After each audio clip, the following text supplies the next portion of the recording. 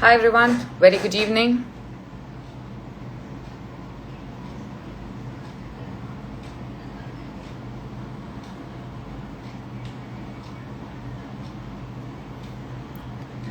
Very good evening.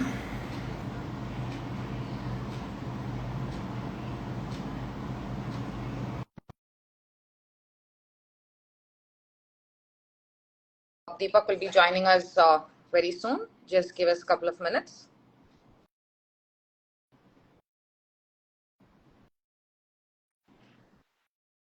Hey, hi Deepak. Hey Aarti, hello everyone. Very good evening.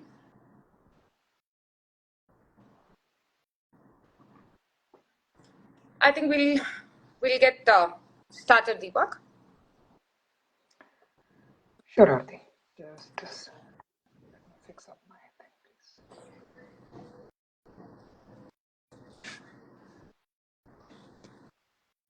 So, like everyone knows, we are about 6 to 7 months for the Ironman 70.3 Goa race, and we have always had a lot of first timers coming on board, signing up for the race.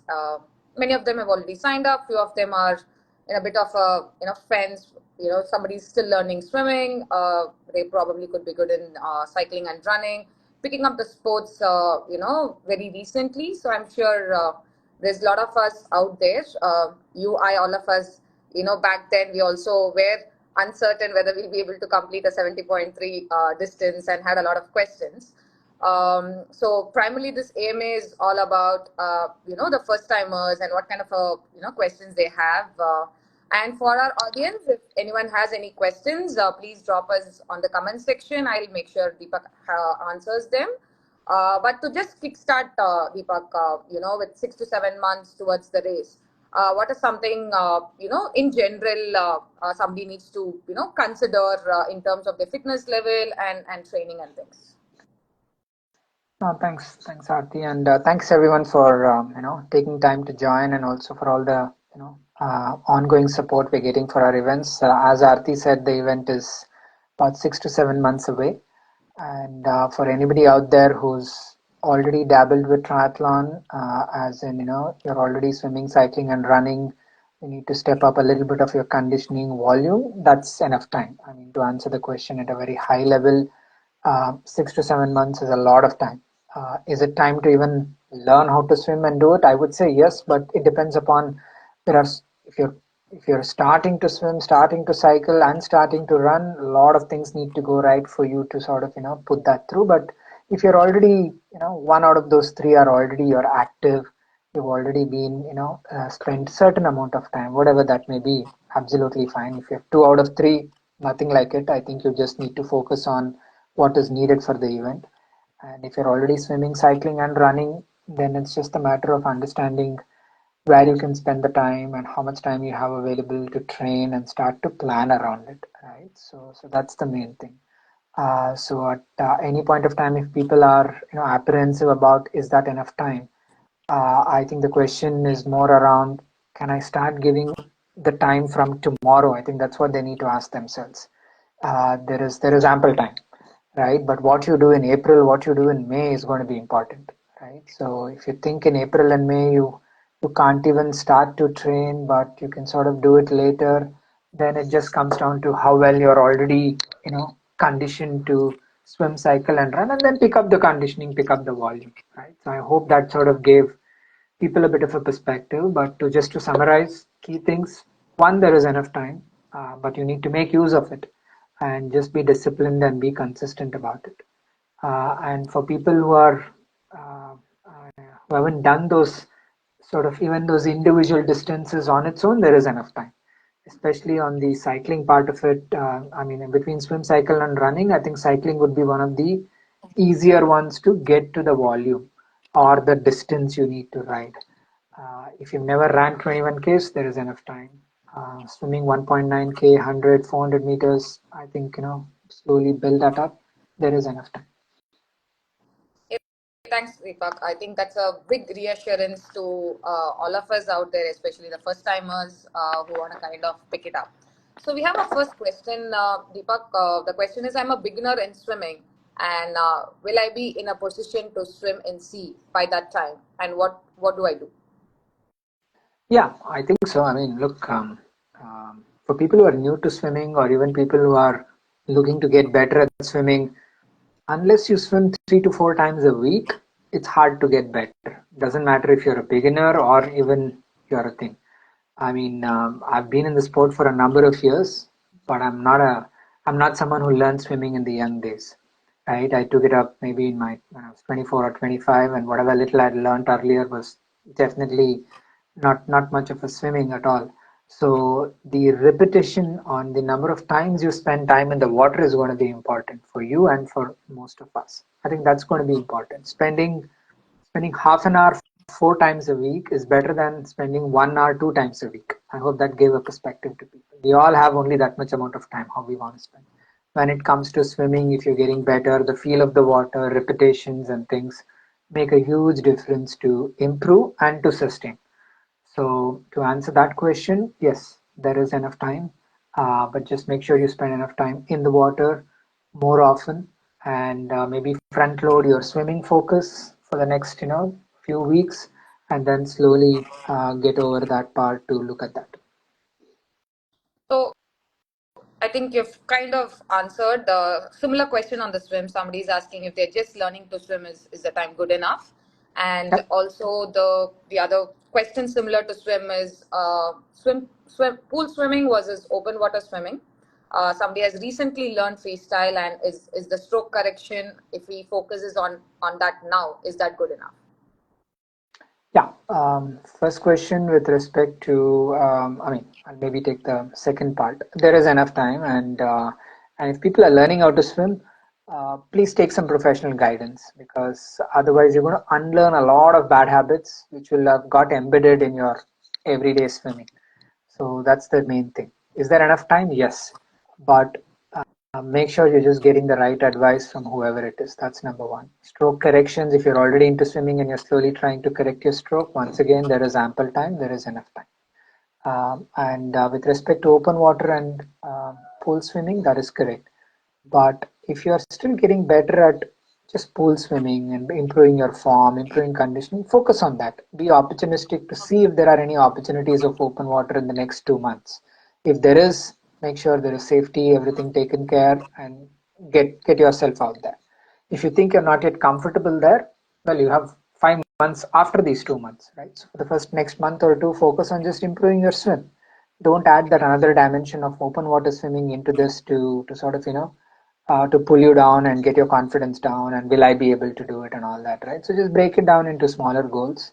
So first focus on, hey, can I swim 50 meters continuously? Can I swim 100 meters continuously? I mean, my first goal when I wanted to do a triathlon was, can I swim 200 meters continuously without taking a break? Because I was not able to do that, right? So first you break it down that way, focus on that, and then get to, in the last 2 to 3 months, you will get some opportunities of open water, and then getting your, whatever little apprehensions and anxiety you suffer and things, you'll be able to overcome that. Thanks, Deepak. Somebody from the other side who's been swimming for a really long time, but is new to running and cycling, and has limited access to workouts in the gym. So the question from her is, will she be able to fulfill the goal of finishing the 70.3?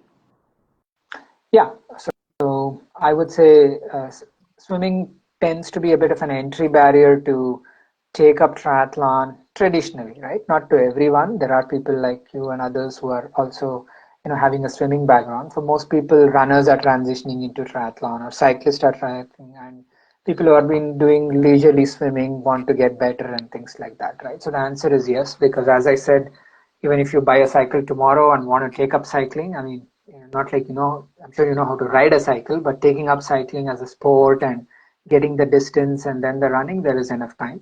Once again, just make sure you make use of the time and go through a certain structured one, and don't overdo it in the next things in new way and just lose time due to injury, right? So one of the key things people keep asking, I mean, we're getting fair amount of questions in a very different form. Is there enough time? There is enough time. Just make sure you utilize it properly. Don't lose time due to overexerting yourself or trying to do more than what you are capable of right now at this point in time. So just make sure you get some structured, proper coaching, guidance, utilize the time effectively. Thanks, Deepak. Uh, Someone has asked us a question. I did 200 kilometers of bike once and many hundreds. I've run multiple half marathons, been swimming over the last 10 years, but in the last 2 years, it's been on and off. What are my chances of a sub 6 hours? Uh, I mean, look, you seem to have done a few things, right? So, but you're only as good as what we trained yesterday, last week, or last month. So, having said that, you might already have a good endurance base, which you think you can easily tap into. You already have trained and done a few things, which means you already have a bit of rigor and consistency and discipline. You've done that in the past. You just need to bring it together. 6 to 7 months to go. Yes, but sub six is a combination of multiple things. What you're able to swim, cycle, run, and all that. So I think it's a hard question for me to just say yes or no because there's no right or wrong answer there. It's about how you make use of your 6 to 7 months time. But you already seem to have a base. You already have seem to have done those distances in various different capacities. You just need to bring it together. But yeah, I would say your chances are much higher than anybody else who's sort of taking up and just now trying to piece together a few things. Thanks, Deepak. The next question that we have is I don't have a coach or I don't have the budget to afford one. Can I do my own preparation for the race?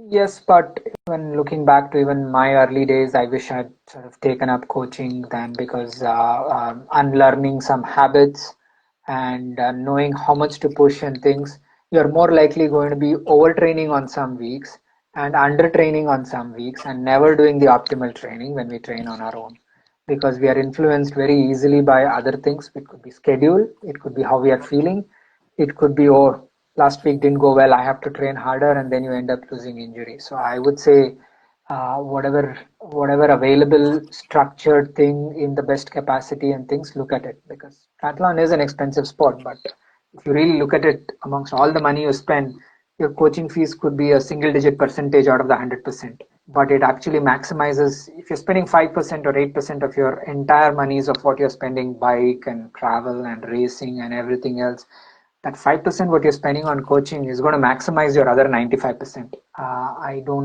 I know it's people don't think that way, but I think they should. Obviously, coming from somebody who at the beginning I wish I had taken some training first for my first marathon or even for my first Ironman, and I've seen the difference it makes. So I think you should definitely reconsider and see what best is available around you, which you can afford. I think I can actually relate to the athlete 2016. If you had not made that call, I think I would have life could have been different. But thanks for that one call to kind of understand what I was overdoing myself. So thanks for that, Deepak. We have another question. What should be a typical weekly routine, and how should I progress as it gets closer to the event? I mean, hard to explain a 6 month training plan over a question, unfortunately. So, I mean, I mean, I won't even attempt to answer that much other than saying, look, you need to balance swim, cycle, and running, and it will come across like a very generic answer, but that is unfortunately what I can tell you, right? So, depending upon because we don't even know between swim, bike, and run which one needs more work or where it is, whether it is form, whether it is technique, whether it is performance, your endurance, your speed, so many factors come into play. I think that is where and again, so I would say need to balance swim, cycle, and run different types of workouts. And yeah, it's hard for me to answer a question to say how should the next 6 months look like over a few minutes without even knowing the background. And I don't think it's fair for me to make some assumptions. True. Related to the training, Deepak, how many brick sessions would be ideally needed in a week? Once again, it depends whether that person needs one or more. But I mean, I haven't done a brick session in a long time, but I'm not saying people shouldn't do it. But um, uh, brick session, I would say, is about two things. One is mentally being able to run after a bike ride is one. Physically, your legs being able to take it is the second. Okay, I mean, I'm not trying to prioritize. Those are the two things, right? Now, if you're already comfortable running and and you're comfortable cycling and you have just done that a few times just to get over the mental part and the legs feeling it part, you don't need to do it every week. But sometimes you might need to do it for confidence reasons before a race, sometimes for physical conditioning to test your nutrition and things like that. If you can do it once a week, that's more than enough. Anything more than that, I think, is excessive for me, according to me. But if you have the time and if you can structure it and give yourself enough rest before that brick session, after the brick session, not trying to do too many things. Because as soon as you've done a brick session, it means next day can you run again? Unlikely. The previous day can you run again? Unlikely. Or can you do a hard cycling the next day? Maybe. Right? So suddenly the structure of the week goes for a thing, right? But if you're doing it on the last day of the week and next day is a rest day, absolutely you can do a brick session. But if you can't do a brick session, it's not like the end of the world, right? Everybody who's training for marathons, if they feel they don't go run 30 kilometers on a Sunday, they feel their training is not going well, right? That's not the case, right? So as long as you are focusing enough on individual, but do a bit of cycling after a swim to get comfortable with the whole aspect of it, and then taking care of, did I take care of nutrition properly on the bike when I started to do my brick run? That's what it will test you. So as long as you've tested those and sorted that out, you don't need to overdo it or you don't need to do it too much, right? So it's all right. It's all right if you occasionally cannot do it. Hmm. So anything more than one is nice to do, but that's all I can say. So while we talk about the three disciplines, Deepak, the unspoken is the strength and conditioning. So somebody would like to know how important it is and how often should we do in a week. Once again, if you have enough time for swimming, enough time for cycling, enough time for running, enough time for stretching, enough time for sleeping, and everything else, and you have time, hit the gym, do all your strength and conditioning. But don't compromise any of these which I told you to add in a strength and workout session thinking it will make a big difference. Right? So that's the main thing. I'm not telling people not to do. People feel I don't my school of thought is very radical or very different and I tell people not to do strengthening. That's not the case. But if you end up doing a very hard strength and conditioning session, maybe legs, maybe something else, next day, if you can't even execute your run or cycle properly, what's the whole point? Right? That's what tends to happen, right? So I think doing core workouts you want to do every day or 3 to 4 times a week, please do that. Do basic body weight conditioning, all those things. Build muscular endurance and not necessarily too much, hard things which prevent you from next day doing it. So Hmm. it's important to do that. If you can do that 2 to 3 times a week, great. But don't.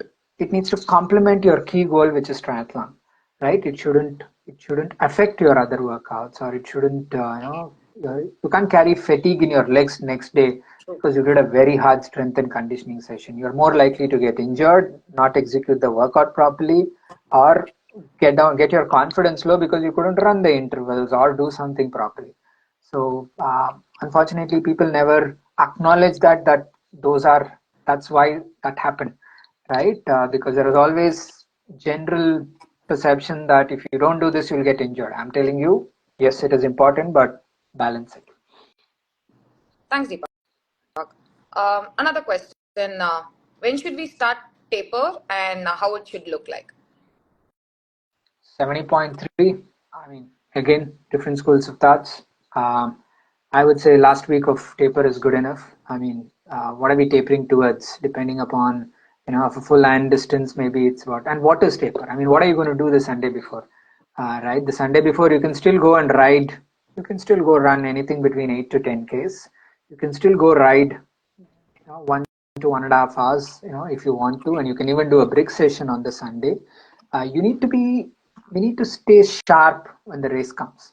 Okay, we can't be fatigued, but we need to stay sharp, right? So that's the thing. So prioritize rest, but don't get to a stage where your body suddenly feels a bit lethargic because you've pulled off too much, right? So that's the key thing. But at the same time, you would rather pull off too much than overdo things too close to the race, right? That's again a balance, but hopefully you have somebody advising you that and that. But at the same time, if you've done races before, see what's worked for you and then keep that in mind, right? Prioritize sleep and rest and recovery a lot in the last 5 to 7 days.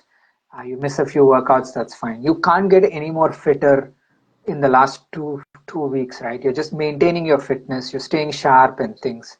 That one thing is going to give you a bit of confidence, but don't expect to get real faster and everything else in the last few days, right? Even if you do have a great workout 8 days before a thing, it's because of what you have done previously, that what you did that day, as opposed to that day you start, "Wow, today I got fitter," right? So balance that, but please don't take very long tapers and things like that, because I think it'll also it'll take away all the. You have to peak at the right time, right? So just make sure you balance it. Absolutely, Deepak. Next question is an aluminum bike good enough, or should we upgrade to a carbon frame? No, no, aluminum bike is good enough. I have one at my home. I used it for my first Ironman. I still completed that, so good enough. Um, that's fine. We make do with what it is, and at some point when you get serious into the sport, you want to reward yourself with an upgrade, buy things you can. But for now, yep, absolutely. I still remember you telling me before my Ironman, it's all about the man, not the machine. So yeah. Yeah, yeah. So yeah, no, look, I mean, if at all there is affordability and things, you can see where you want to put your money into. Even if now people are getting into the sport and thinking about buying a bike, I mean, there are lots of ways. It is an expensive sport, so see where you can balance it. This is I mean, it's a specific question to Lucknow, but I'm sure a lot of other cities who has very limited access to open water swim. So, what suggestions and recommendation would you give us, Deepak? I think keep a lookout for the schedule. You may have to travel somewhere else if you're in a landlocked city which doesn't have a coast. Um, or there are not too many other lakes and freshwater bodies also across India where you can actually get that. So I think that's number one. But second, get comfortable and get confident in swimming. As long as you can get comfortable and confident in swimming, what are the things which people are afraid of? Hey, what happens if I get tired? Believe me, if you swim enough, your 1.9K and 2Ks, that will be the last of your things, as long as you're confident in the things. If water gets into your goggles, what if I receive some contact with somebody, what happens then, and things, right? So it's about just being comfortable and acquiring some of these skills which you can practice in the deep end of a swimming pool, right? So treading water is one thing, just getting onto your back and fixing up your goggles without holding on to things. All those small things, you can do that tomorrow when you hit a pool, right? So, and you can do that every day when you hit the pool, right? And if you do that, then whatever scenarios which come through in an open water thing, you'll be able to handle it, right? So that's the first part. And then keep your eyes open for any of these schedule and camps and open water swim things which happen. Go over there and get one or two swims there, just to make sure from a confidence perspective and your just being comfortable. But don't expect to learn the skills also, and also get over the thing of swimming in an open water. That day should be more about you just going there, getting comfortable with open water. But most of the skills you should have acquired by then, right? So that is how I would approach it. Next question we have is how do I introduce transition into my training? Every time you do a swim and a bike, or a bike and a run, or pack your bags overnight, in terms of it is your use your opportunity to practice transition. Practicing transition is about actually arranging, organizing yourself and packing things, one thing. Secondly, how long do you take before transitioning between a bike and to a run, right? In training, if you take 15 minutes to put your bike, maybe it's in the car, or put it back on and then getting on to a run and things, well, those are things you can practice. The other thing you can do is just absolutely practicing simple things as well. You don't even have to do a brick session to practice transition, right? So you can organize all of those things right there on your bed or whatever, and get on with cycling, and then see, do you wear your goggles first and then put the helmet? Is it too hard? Small things like that, right? Or you just put your bike helmet on and then you slip your goggles, right? Smallest of things, which is more comfortable for you, and what it is the strap properly tightened. Do you wear in terms of how you organize your socks and things like that. So just keep practicing that. That's number one. The most of the times it comes down to also the attire, right? If you're wearing a tri suit in your swim, that takes away quite a bit of your time away. But if some people are more comfortable to say, hey, look, I prefer to swim in this, I prefer to cycle in this, I prefer to run in this. If it takes another minute or two, but it gives you the comfort of racing or doing in a certain thing, that's fine. Right? So just accept it and acknowledge that yes, you're taking a few more seconds or 1 or 2 minutes more than others, but it makes you comfortable. Right? So that's what it is. So yes, practice it every time, transition wise, putting on, putting off things in terms of swimming, cycling shoes, socks, and how quickly can you do that, and also remembering and going through a pattern so that that day you're not figuring out what it is, right? I mean, I remember I started running and my cycling gloves were still on in one of those races, right? Small things you forget, right? So other things like that, and what nutrition you're going to be carrying between bike and run, can it really fit into your jersey? Will I be holding it? Should I be holding it and running? All those things will come into play. The next question is how to increase cycling speed. Somebody rides at a 20 to 23 km per hour for 100 kilometers. He wants to improve his speed. So, any insights on that? I mean, look, in any particular area, whether it's swim, cycle, or run, when we want to improve our speed, it's making sure you're able to cycle the distance first, which I think you've done. Secondly, looking at doing a few intervals to push yourself a bit more and increasing your threshold to hold that speed. Now, if you're cycling at 22, you should be able to cycle 24 or 26 for a few minutes, whether it is 8, 10, 12, 14, 16 minutes, right? So building that up, and preferably indoor. If you have a bike trainer, that's the ideal way to build that strength and do those intervals in a safe way. Because it's hard for you to say, if I tell you to ride 24 kilometers or 26 kilometers instead of 22 for 8 minutes, hard to do that in an outdoor scenario where there is traffic and safety and things. So I would say spend that time if you have a bike trainer. If you don't have a bike trainer, then maybe you need to look at a gym or a spinning machine and that type to even go and work on that, right? So I would say that's the best way to improve that. Second is yes, pushing yourself in that long ride, certain sections, pushing yourself a bit more, so that your average speed instead of 22 becomes 23, but in some sections you rode a bit faster. Once again, keeping safety and a few things in mind. Those are some, broad ways to get better. But yeah, making sure you're getting enough mileage on the bike is the number one thing, right? Cycling once a week and getting 100 k's is different, but if you can cycle 2 or 3 times a week and get 120 k's a week or 150 k's a week, that's still going to be much better than cycling once. That's true. Next question on the swim front, Deepak, is I can swim in lakes. Is that a stimulation to a sea swim? Yeah, much better than a pool because in terms of the ability and things, the water in Goa is not very choppy or things, but yes, the sea behavior is a little different from a lake. But I don't think, at least speaking from a Goa perspective, the waters are reasonably calm. And but yeah, I think as long as you can do that, I think mentally you should tick your box to say, yeah, I can swim in the open water. I don't think you should add that, oh, I swam here, but I couldn't swim there. No, I don't think so. I think you should feel comfortable. Water gets a bit choppy and things. Water is going to just splash around a bit. You need to sight better. That's it. But I wouldn't. I would say, the fact that you have access to a lake, and you've swam in a lake, or you will be able to swim a few times. Yeah, that's good. Thanks, Deepak. Another question on the swim front again. How do I swim 2 kilometers nonstop? I think I think every this is sport is a more little different. pertaining to the race aspect as well. Maybe if you can cover on that as well. Look, if you can swim, none of the swim workouts, now as a coach, I'm talking about how often do people go swim 2 kilometers continuously in a swim workout? I would say 1 out of 15 times or 20 times or even lesser.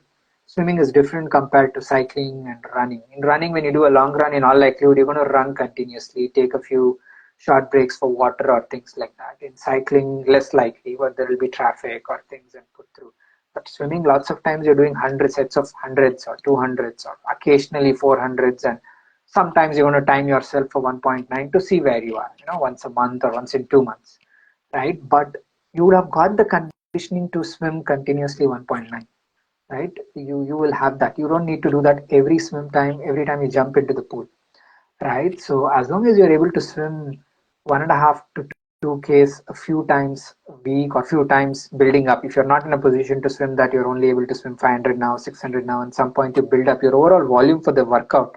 If you're able to swim 1.5 to 2K, regularly closer to the race, you'll be fine, right? And just to be sure, you can always go swim 1.9K in a pool, once a month, just to see what that time is and note it down. You take rest in between, you let the clock keep running, you know how much time you're taking, right? But you'll be fine swimming that, as long as you can just, if you need to take a break, do a bit of breaststroke or tread water or whatever it is. If you want to take a break in the open water, you'll be fine. But don't get too worried about, I haven't swam 2 kilometers continuously X times before the race. Okay, that's not how swim training and conditioning will works. So take confidence from that. Don't try to replicate how you approach run training to swim training.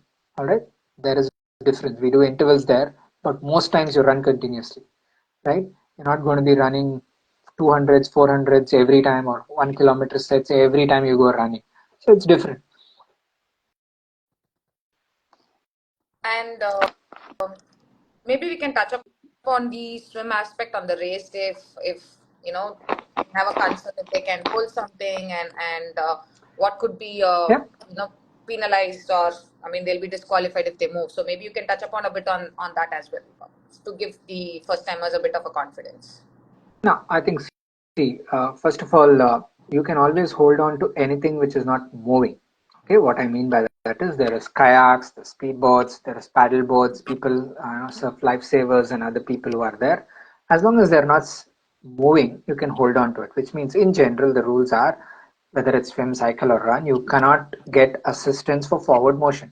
Okay, so that's what it is, right? So and all of our safety people have been advised that if you need help, you put up your hand, they will swim towards you, or they will, kayak their way towards you and wait until they come to a standstill and then put through. And they've also been told that this is it, but it's still your responsibility to make sure that as soon as they try to maybe kayak their way to get additional help or something, you just need to be there. You can't, but if it's safety and you want to get out of the race, yes, you just move and put through.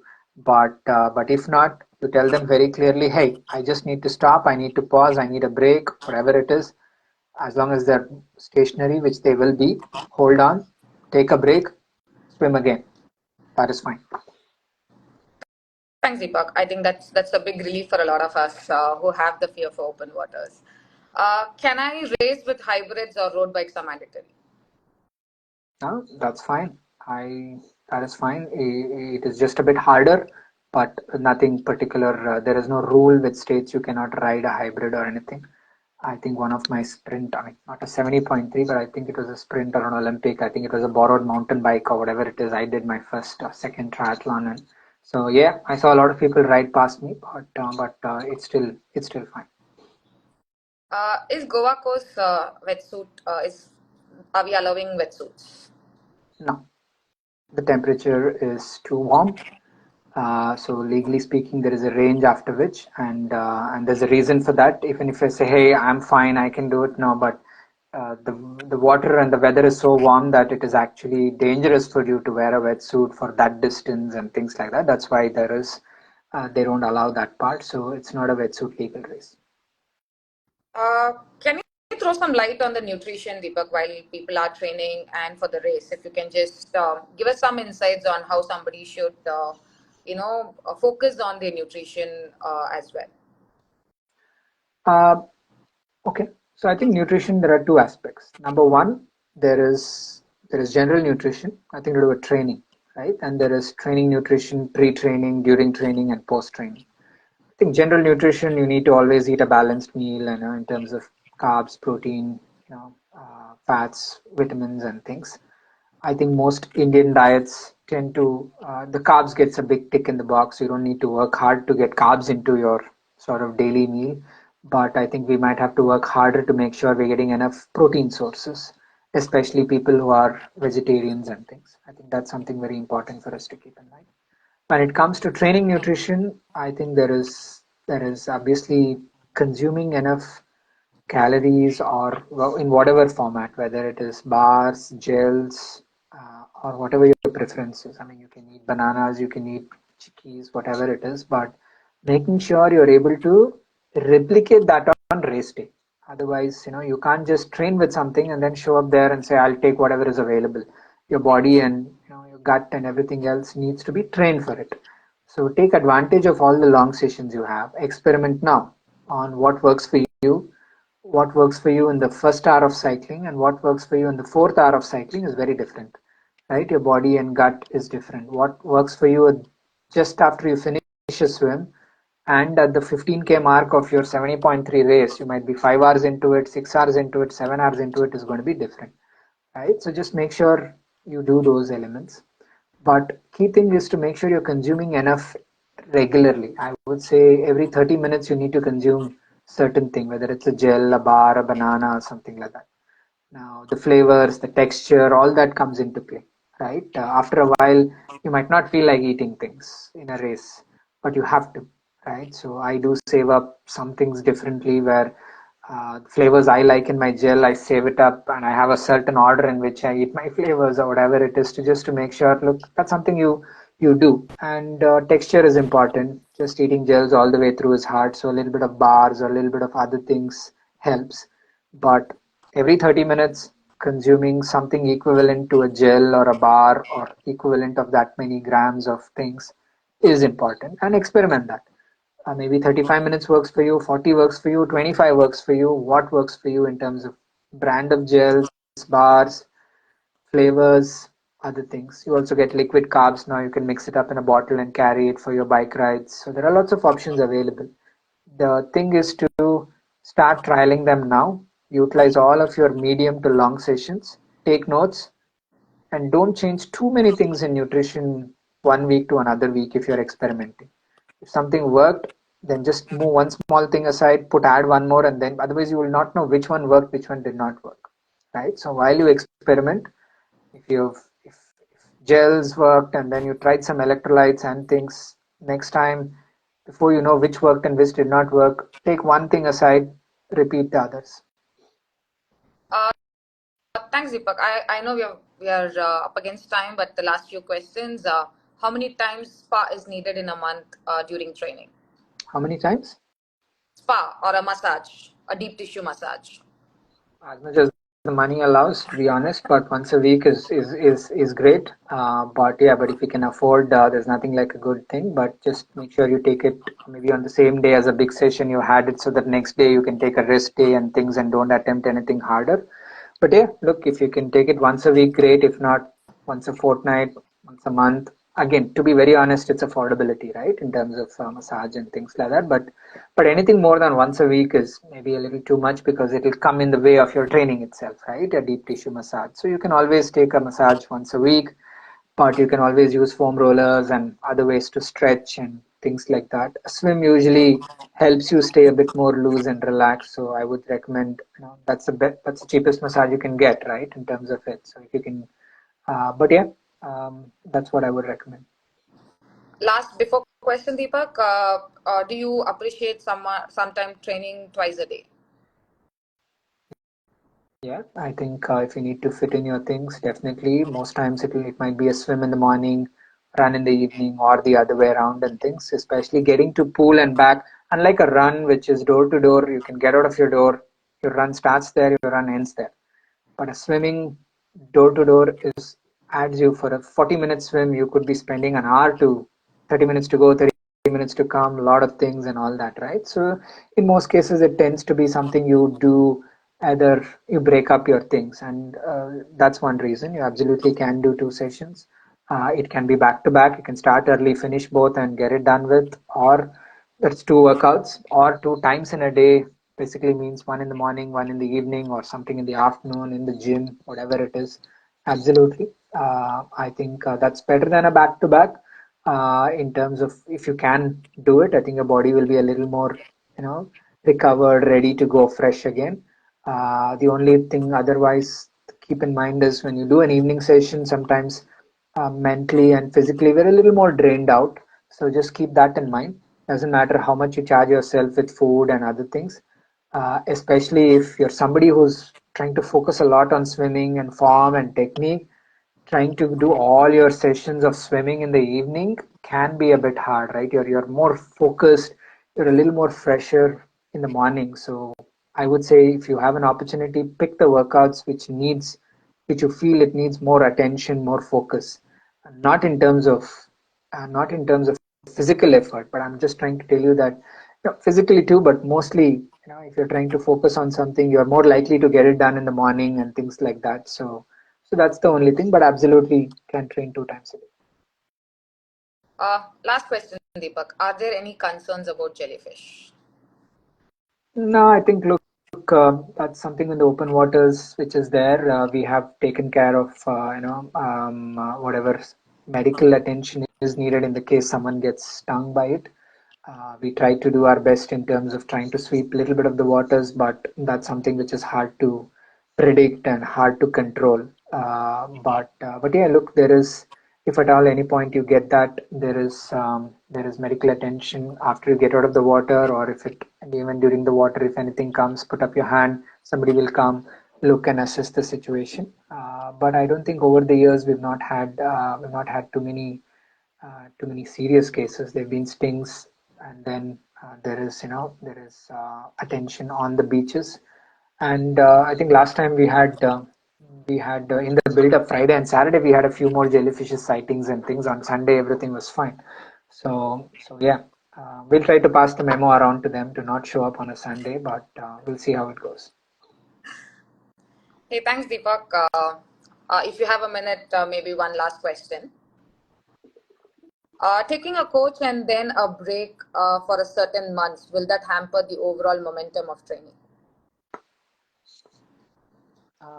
There are two things in that question. So taking a coach, training, and So then taking a somebody's break. Taking a training, break yeah. from training or taking a break from coaching, from somebody coaching you, but you will still be training on your own. What's the question? They are very clear. They said if they have taken a coach and then taking a break for certain months, will that hamper the momentum is the question. So I presume they're taking a break from the coach but still training. Yeah, no, look, but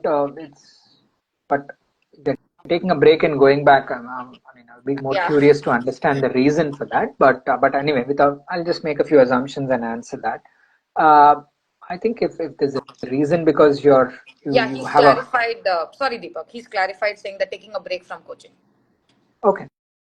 I mean, if you and then they're going back Yeah. into it. I mean, look, it does lose the momentum and also makes the coaches thing harder in terms of, they would have built up a few things, the cycles and everything else in terms of the way they're coaching. But look, if for whatever reason, if there is, sometimes people end up traveling for a month work wise and things and take a thing, well, then you just talk to your coach and make sure, hey, look, this is what I'm going to be focused on during that time, and keep the coach abreast about what you're doing, or at least let him have a view of what's happening so that when you come back he doesn't have to ask you a lot of questions to understand how that month was, right? But yeah, look, if there are reasons due to personal schedule work and otherwise you're taking a break, that's fine. You will have to just build it into it, right? The way we do it.